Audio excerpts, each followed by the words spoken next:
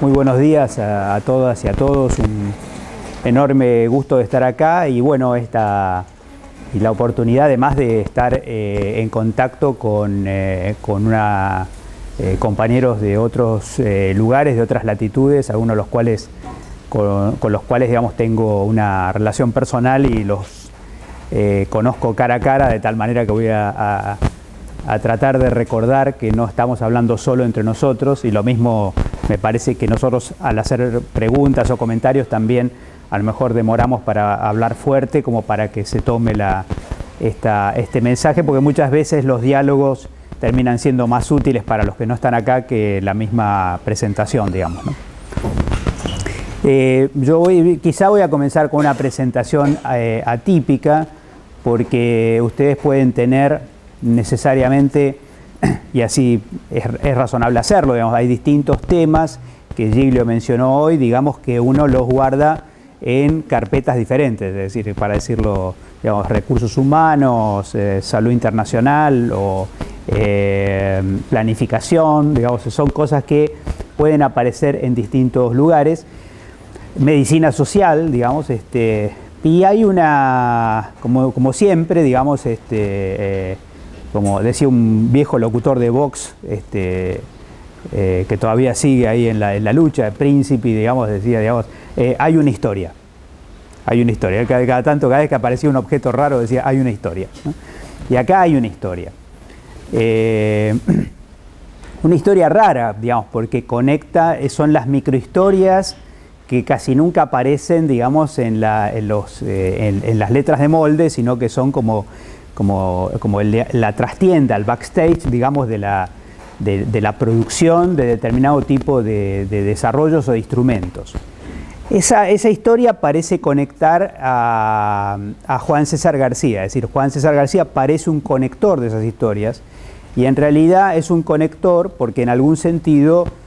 en todos estos campos opera como una especie de célula madre, digamos, es decir, que un poco pluripotencial, digamos. Y lo curioso es que Juan César García es una persona de carne y hueso, es decir, no es resistiría y se enojaría fuertemente de que lo pongan en alguna cosa de bronce. Seguramente no aspiraba a ser uno de los bronces que está en la Facultad de Medicina, digamos, que ustedes pueden disfrutarlos, digamos, porque en realidad, digamos, se trata de una trayectoria personal, quizá, como pasa muchas veces, digamos, todavía exacerbada, digamos, por su fallecimiento relativamente joven, digamos. Juan César García era un pediatra, digamos, un pediatra de Necochea, digamos, que va a estudiar a La Plata y se gradúa de médico y hace pediatría en La Plata, y en un momento dado, por las inquietudes, digamos, decide hacer lo que en ese momento estaba disponible, que era un posgrado en Ciencias Sociales en la universidad, en Flaxo, Chile. O sea, se va a Chile a hacer un posgrado en Ciencias Sociales. Todavía podríamos decir, porque es muy importante humanizar la figura, en algún momento dado Hugo Mercer, que trabajó muy cercanamente con él, insistía en el tema, digamos, ni siquiera le gustaría quedar congelado en sus textos, ¿sí? Que son una herencia material de estudio para hoy, digamos, y de todas maneras uno también sabe que hoy no escribiría exactamente eso. Entonces uno tiene que imaginarse lo que escribió y la traspolación de lo que escribió, digamos, al presente, siendo en el campo de la medicina social probablemente una de las personas que más escribió. Digo, a pesar de que, digamos, Asa Cristina Laurel, Saúl Franco, Jaime Breil, digamos, han producido tanto posteriormente. Sin embargo, digamos, Juan César García todavía tiene una producción notable en un texto que necesariamente tendríamos que ver la forma de reflotarlo, porque fue un texto recopilado por la OPS no lo trabaja más, pero definitivamente creo que es un texto absolutamente recuperable y probablemente que deba ser vuelto a publicar, digamos, con toda la lectura de época que eso supone. Juan César García digamos, termina su posgrado y es un poco reclutado, digamos, por una fundación norteamericana que estaba vinculada con el tema de la educación médica por la característica particular de ser un médico en un posgrado de Ciencias Sociales, que era un hecho bastante raro, ¿no? quiero decir que ahí coincide también, por eso voy entramando las trayectorias. Esto es muy parecido a lo que le pasa a Mario Testa, porque Mario Testa, digamos, va a un curso de planificación donde todos eran economistas y el único médico era Mario Testa. Entonces, cuando aparece el tema de que estás en un posgrado y sos el único médico, la gente dice, hay una... y no quiere trabajar y es invitado a trabajar en el tema de educación médica. Afortunadamente, digamos, muy rápidamente, la Organización Panamericana de la Salud, que es un organismo complejo, pero vamos a decir que es un organismo intergubernamental, que para la época de la Guerra Fría estaba todavía, digamos, con unos grados de libertad que no tenía antes y que no volvió a tener después. Es decir, en el periodo 1960-1989, la OPS ganó ciertos grados de libertad al punto de tomar un tema que es casi la consecuencia de la Alianza para el Progreso. Quizá muchos de ustedes saben, la Alianza para el Progreso instaló la planificación en salud en América Latina, pero lo que se sabe menos es que la Alianza para el Progreso también instaló la preocupación por el desarrollo de recursos humanos en salud. Prácticamente, digamos, después de ese mandato de la Alianza para el Progreso, nace el área de recursos humanos, que al principio se llamó de desarrollo de personal de la Organización Panamericana de la Salud,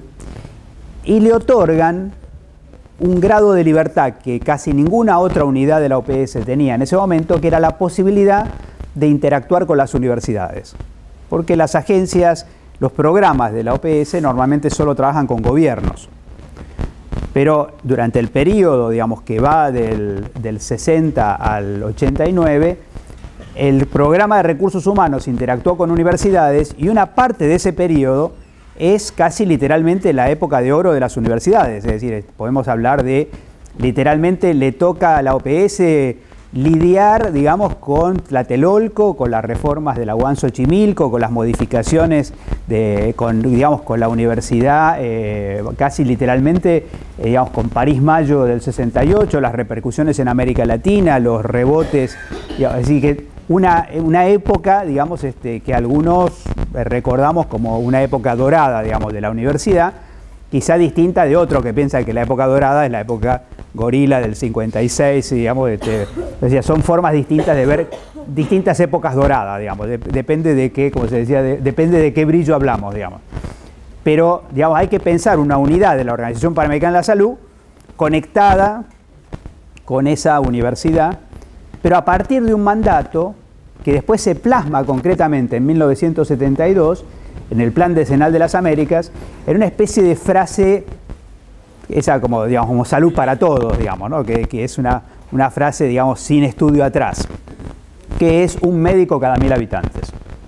digamos. Es decir, que yo he tenido la oportunidad de conversar con la gente que inventó eso, digamos, y me confirmó que nunca hubo ningún estudio para saber por qué un médico cada 1000 habitantes y no cada 844 o cada 1312, digamos. O sea que, digamos, 1000 era un número redondo, sonó bien y ahí va, y hay países que hicieron planes enteros para un médico cada 1000 habitantes. Eso produjo un impacto importante porque eso significó la ruptura, digamos, de una medicina de élite. Para muchos países esto fue dramático, es decir, uno puede pensar en la Argentina y ver cierta gradación, a pesar de que todavía hoy estamos discutiendo, digamos, ingresos, cupos, sin embargo, digamos, hay países que, digamos, por ejemplo, Perú multiplicó por 5 la matrícula primaria, multiplicó por 10 la matrícula secundaria y multiplicó por 20 la matrícula universitaria. ¿Sí? Por supuesto que en algunos casos con fenómenos tan atípicos como que algunos dicen, pues la consecuencia de eso, entre otras cosas, es Sendero Luminoso, porque aparecen grandes universidades, digamos, en el corredor central,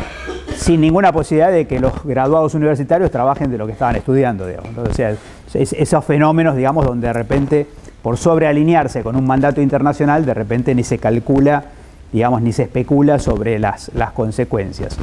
Quizá en una referencia indirecta, digamos, casi a una idea marxista, digamos, una parte de esas universidades formaban parteras, digamos, así que digamos que parece que la idea de que la violencia es la partera, digamos, ahí generó alguna cosa media rara, digamos, en las conexiones ideológicas, porque curiosamente una de las profesiones, como no se generaron facultades de medicina en las universidades del corredor central, digamos, se generaban otras carreras de salud y entre ellas la de obstetricia. Digamos. Perú tiene un número muy importante de obstetricia. Cuando nosotros, cuando este núcleo de la OPS que empieza a configurarse, digamos, descubre a Juan César García, lo involucra, o sea, lo invita, y Juan César García salta, digamos, de la fundación en la que estaba trabajando a la OPS, a comienzo, digamos, de la década del 60, y podríamos decir, para no decir algo como, digamos, se trata de una persona, digamos, con una firmeza ideológica, es también humanizar, decir que Juan César García es una persona que se radicaliza a través del tiempo, digamos. Vamos a decir así, no es una persona que ya tenía una matriz ideológica, digamos, firme, y de hecho, cuando uno recorre los trabajos, digamos, y creo que en ese sentido nuevamente hay un cierto paralelismo con Mario Testa, digamos, porque hay trabajos funcionalistas de Juan César García y también hay trabajos funcionalistas de Mario Testa, digamos, en las primeras producciones, digamos, que tienen mucho que ver también seguramente, no solamente con lo que pensás, sino con quién te publica, digamos, que tampoco es un tema menor, digamos. Ahora, en el caso de Juan César García,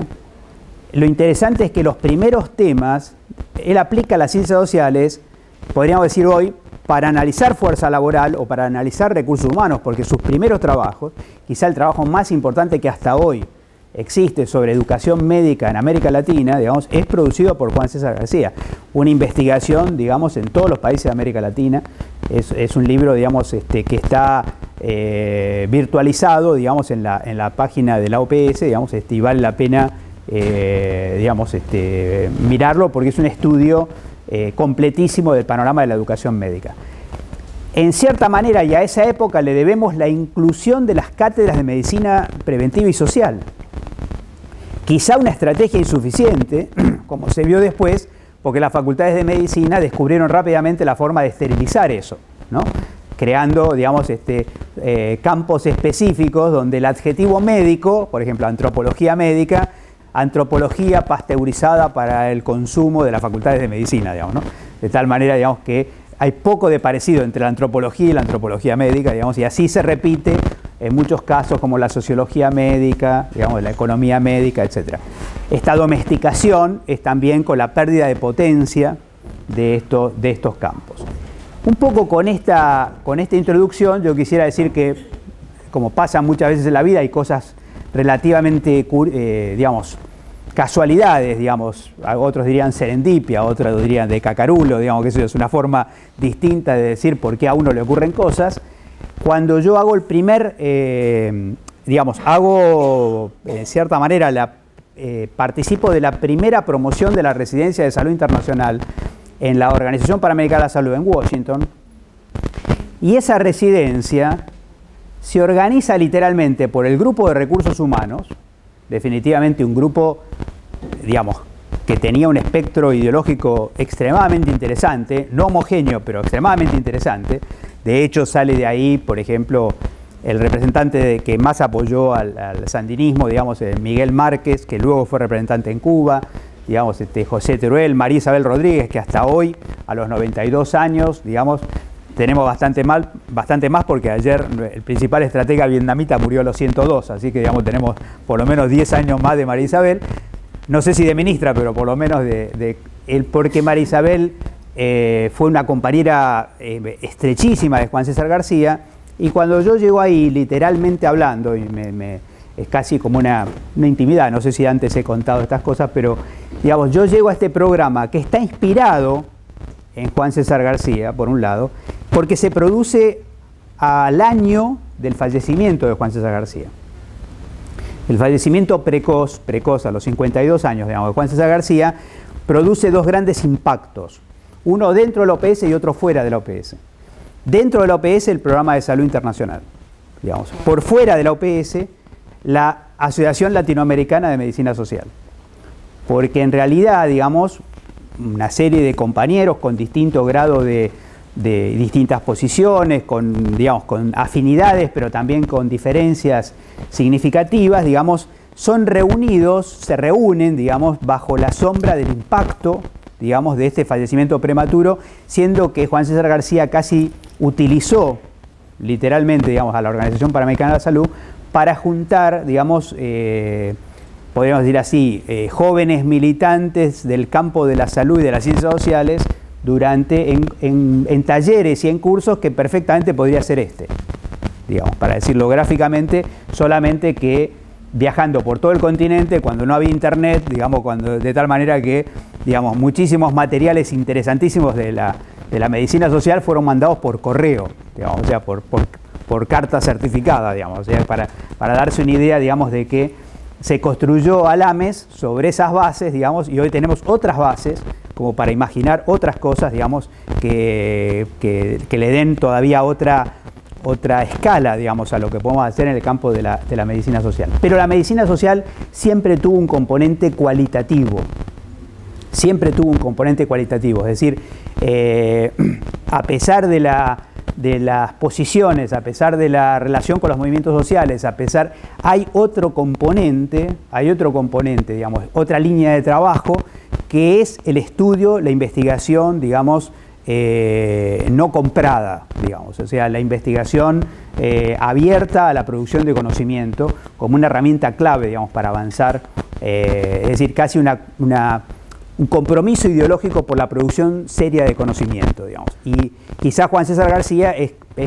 experimentó, o sea, no es que se lo dijo a otros, lo hizo él, de tal manera que muchos de sus compañeros y discípulos, digamos, siguieron esa estela, digamos, del trabajo de Juan César García, casi un desconocido en la República Argentina, digamos, y que Alames de alguna manera, digamos, tiene como la tarea pendiente de instalar, de reconstruir, de recuperar, digamos, en mucha de su producción.